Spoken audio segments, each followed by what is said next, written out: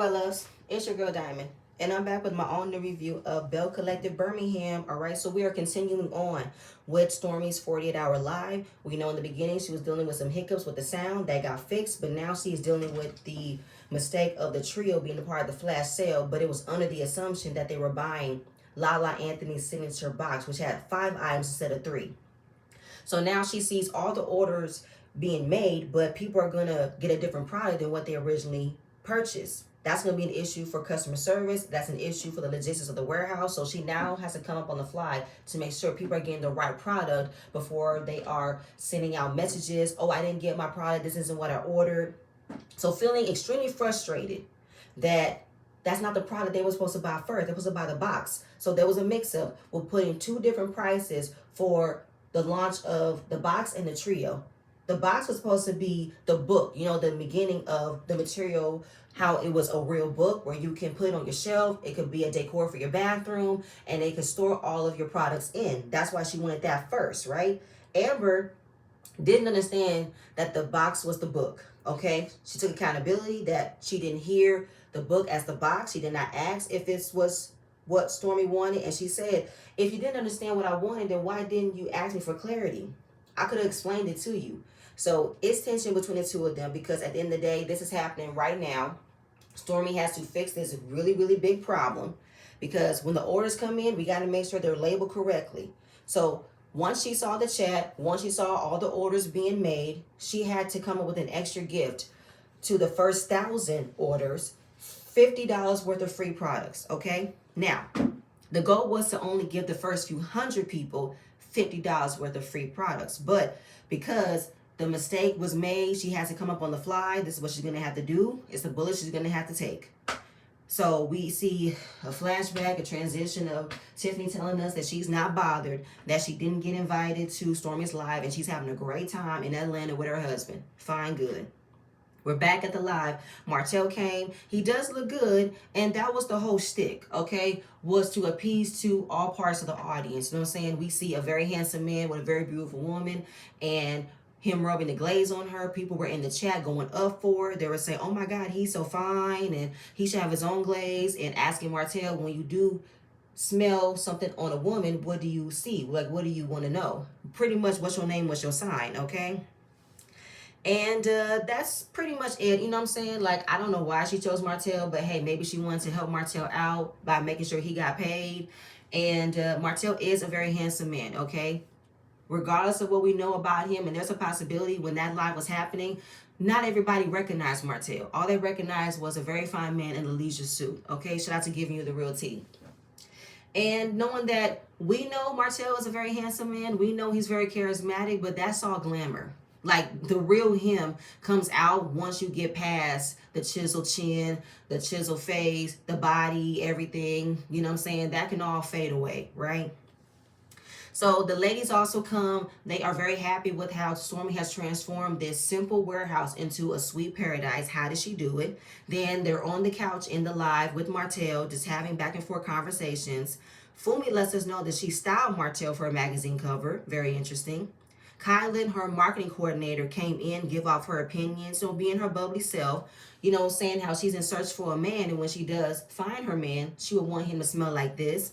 Fumi comes from her perspective that, well, he can have this, but you got to be careful of buying things for your man. If this man's not going to put a ring on your finger, he's not going to put your name on the house. So if you are going to buy him something that's no more than $20, okay? And listen, I don't disagree with Fumi's thought process because in today's time, men will take over.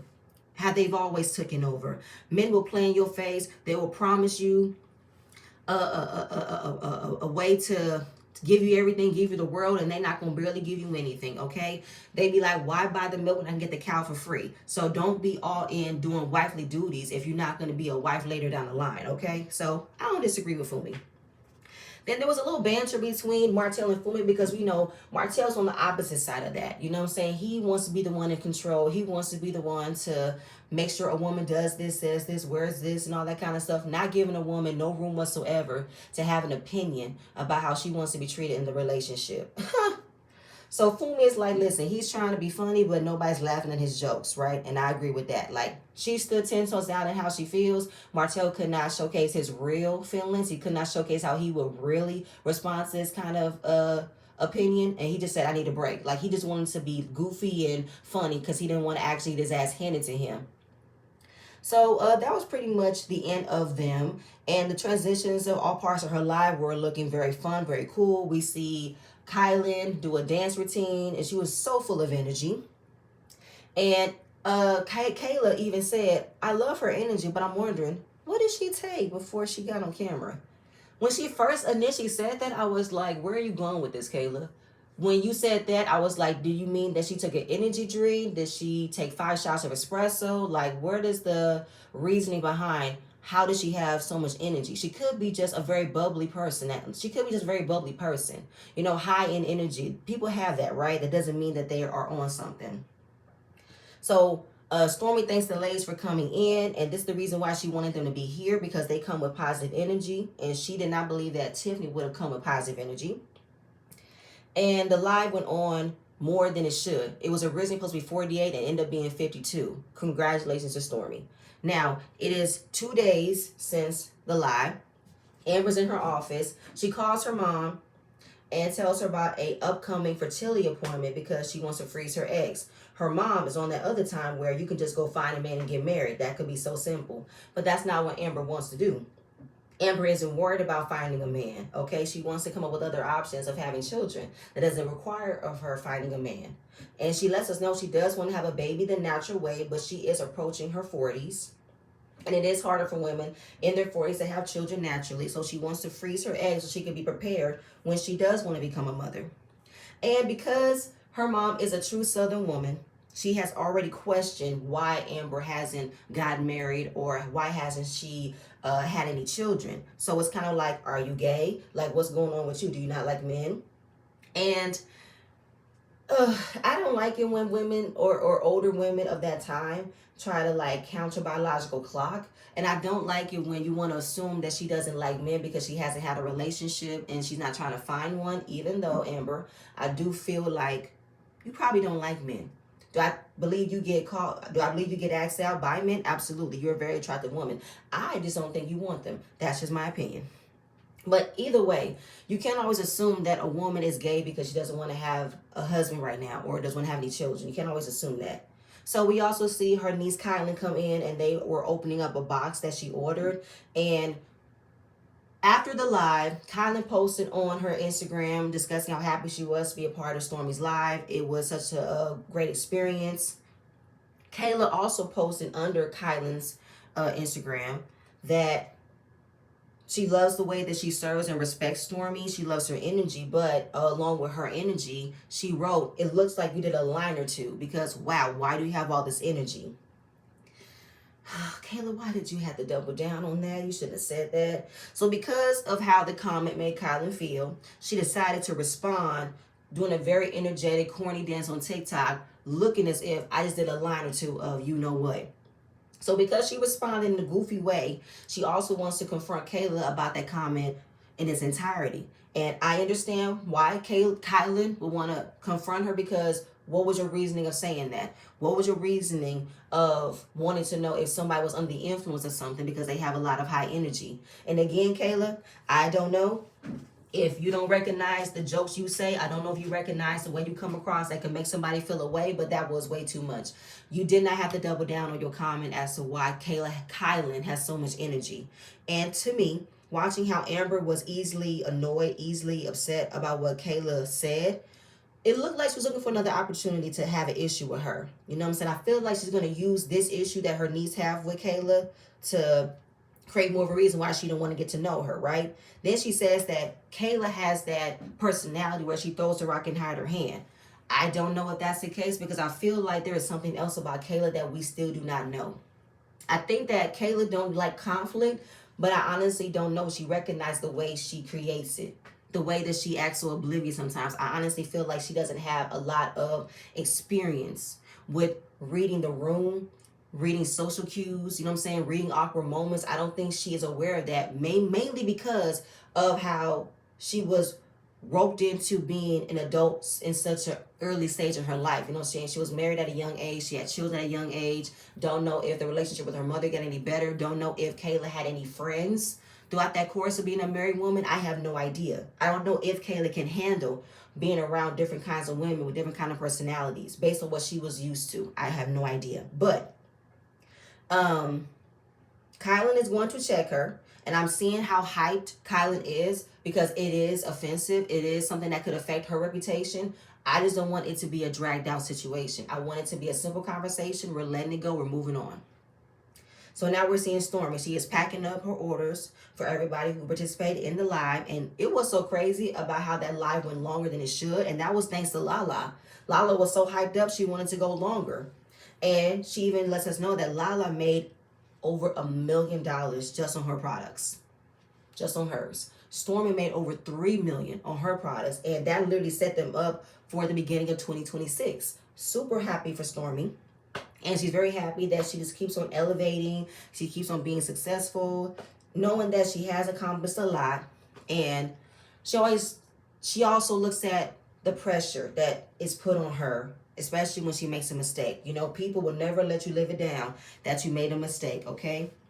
And they're always trying to hold over your head that you made a mistake, no matter how much you were trying to avoid a mistake. And when they bash the mistake you made, they don't bash the brand. They bash her. They mention her in every negative way, in every negative tone, every negative conversation.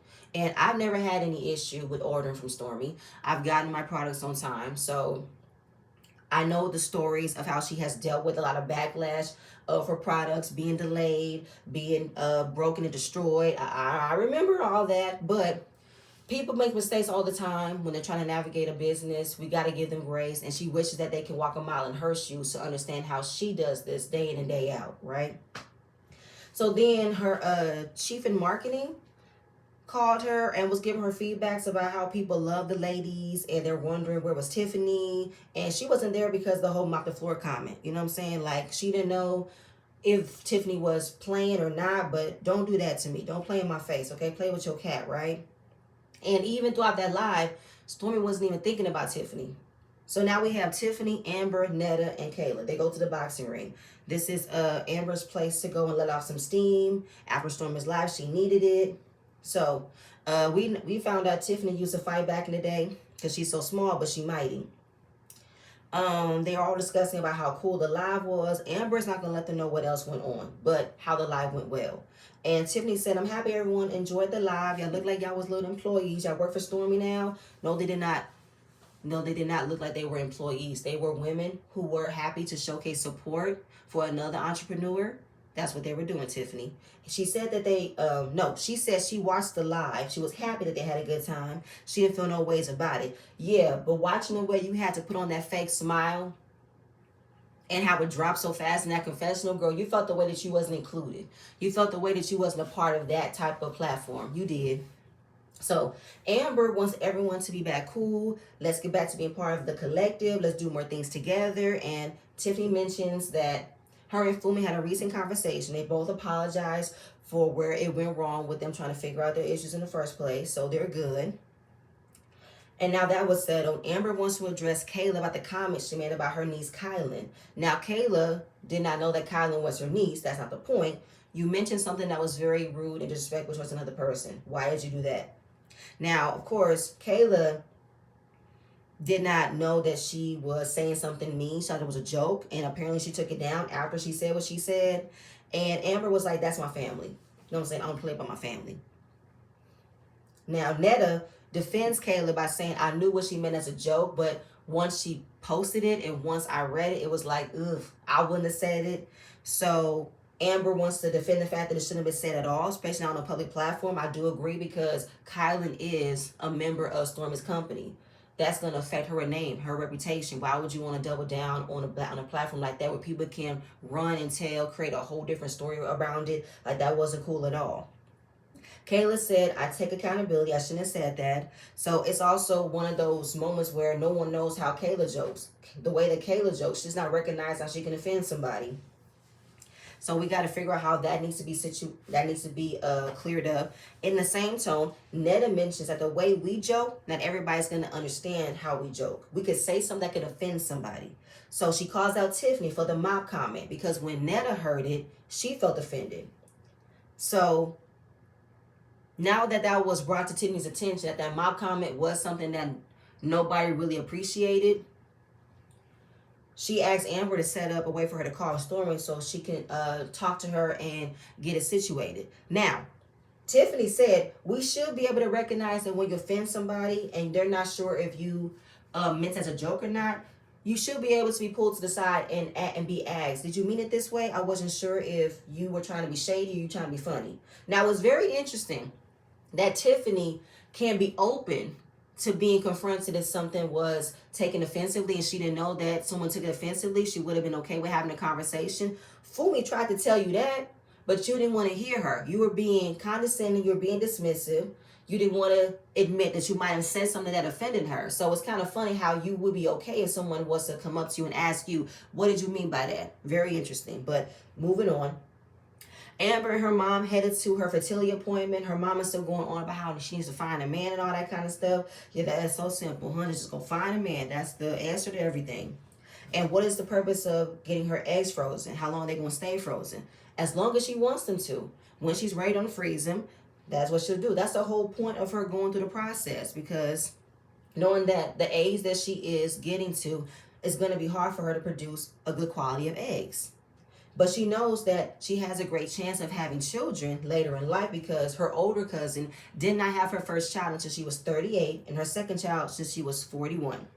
So knowing that I do have all the time in the world, I just want to make sure I have taken extra precautions. Now, the one thing that her cousin does regret is not freezing her eggs sooner.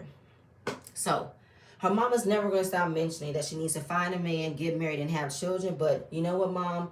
You're not really being supportive. Like, you know what I'm saying? Your daughter is still trying to figure it out the best way that she can. All right? Like, to make her feel bad that she's not solely looking for a man, but you acting as if her life isn't fulfilled.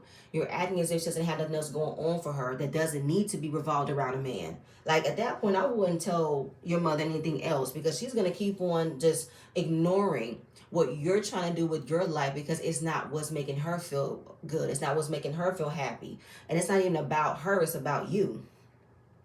So, you know, we're just discussing the side effects about what can happen when you're on the IVF medication to go through the process of freezing your eggs. You can be severely nauseous. Your hormones can spike up. And of course, that is a lot to hear, but it's making her maybe have to take a second thought and feel like, do I even want to go through this? But she's going to still do it, right? And in the back of her mind, she's concerned about making sure Tiffany and Stormi are in a good place. So she figures, let me create an outing for us to go to the Civil Rights Institute. So that way we can have a conversation, we can move on. And that was the end of that scene. So we are now heading over to the Civil Rights Museum where Tiffany, Stormi, the rest of the ladies are going to meet up. And we see Tiffany in the car with her best friend, Kendra. And she wanted to bring Kendra along so she can prove to the ladies she can have a long-lasting friendship with someone for over 18 years. Yes, but you have been friends with her for over 18 years. This is a new way of creating a friendship with somebody that people are going to have to know you very differently than how Kendra has known you.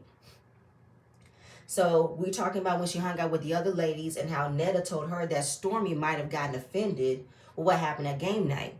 So she said that Stormi was hosting and I said she needs to mop, say mop on aisle 4. Kendra knows that could have been a joke because she knows Tiffany, right? But Tiffany doesn't recognize that the way she joked, not everyone's going to understand that that's a joke, right?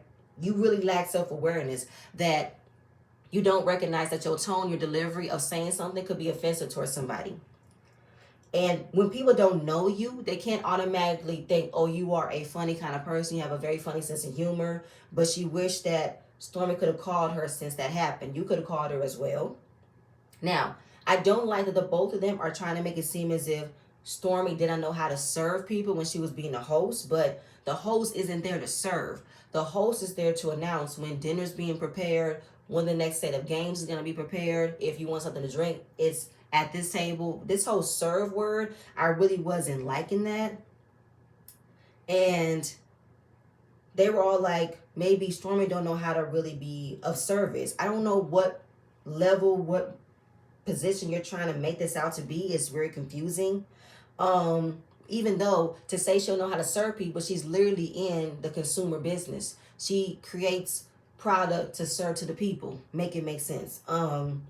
Then Kendra want to add that maybe because of her position in her business, that's all she cares about. Is talking about her success, talking about who she knows, talking about what she's done. But who wouldn't be proud of how far they've come in their business? But to say that Stormi is showcasing how she only talks about her business, how she is only creating conversations to always talk about her business. I don't know, what are you trying to get at that? Like, you think that Stormi's so braggadocious that she can't have normal conversations? She can't be around other women who are of like her? Stormi said that the first episode, she wants to be around like-minded women who uplift one another. Don't make nobody feel low. Don't want to make nobody feel small. So what makes you think she's on that kind of time? Like, do you feel a way that the first time we are introduced to you, you are heading to a Canvas beauty event? Like, what's going on here? Are you mad that the season opened up with Stormi Steele instead of Tiffany? Like, what's happening here? I don't understand what you mean by that, Kendra.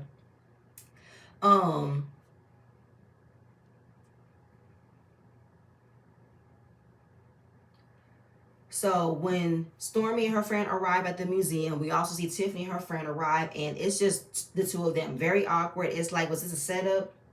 And it looked like it was a setup because nobody knows where everyone else is. And then Stormi calls Amber. And as it turns out, Amber can't come because she started her IVF medicine the other day and her body is very, very sick. So they're taking precautions. She went to the ER. Then Kayla couldn't come. She had to deal with her children. Fumi couldn't come. She's in New York for Fashion Week. Netta was sick. No, Netta had to work. I was like, what the hell? Did production set this up? Amber, did you set this up? Did you intentionally wanted Stormi and Tiffany to be by themselves for this moment? And you not keeping a buck and saying, I'm gonna figure out how to get these two together? Like, what's going on? But anyway, Tiffany opened up the floor to discuss what happened at game night and was wondering, did I offend you? Stormi was like, do you think you did something offensive? So they're just going back and forth with who said something, who didn't say something. Did you know what you did? Did you know what you said? And for me, they weren't getting anywhere. You know what I'm saying? And even though, Tiffany, you were made aware by Netta that mob comment could have been what bothered Stormi, so I don't know why you wouldn't have just said, well, I did hear that you might have been offended by the mob comment. Is that what it was? But you didn't do that. You mentioned Sinetta, and Stormi said, what did Sinetta say? What did Sinetta say? I'm asking you, what did she say? Like, again, asking a question with a question, we're not getting anywhere. Tiffany ends up saying, I see you, I see right through you. Stormi said, what do you see? Because as far as you just trying to not have a proper conversation to tell Stormi what was going on, you want to play dumb. You want to be like, who's going to break first? Like, I'm going to come out on top and not Stormi. You know what I'm saying? Because Stormi did not speak to Sinetta about how she felt. She spoke to her people, and Sinetta told you that it made her feel a way about the mob comment, which connected to the dots that Stormi might have felt the way. So I don't know why you were saying Sinetta said, but you already know what Sinetta said. You already know what she told you. So why can't you come out and say, well, you know what? I feel like it might have been the mob comment I said at game night, and I want to apologize for that. Instead of you just coming out and admit you said something, Tiffany, you want to play game of semantics. You want to play tit for tat, okay? And nobody has time for it. And the whole I see right through you, where the hell is that coming from? I didn't like that whatsoever. And then it was on a cliffhanger. We're going to get the continuation in the upcoming episode. Tiffany, who are you trying to punk? No, because at the end of the day, I'm not mad at Stormi for keeping up with the same energy, because it's like you're not even coming at her properly. You're not coming at her being like soft and genuine, really trying to fix it. You want to sun people. But why you want to sun people? Like, what's going on here? Like, do you really feel a way that Stormi is the star of the show? Like, she was the reason why we have this show? Like, I don't understand. Like, what is the purpose? I don't understand. But Tiffany, it ain't working for me, mama. It's not working. The way you come across is really bugging the fuck out of me. But that's it. That's all, y'all. I ain't got nothing else. But please stay tuned for next video. I'm going to see you guys later. Bye.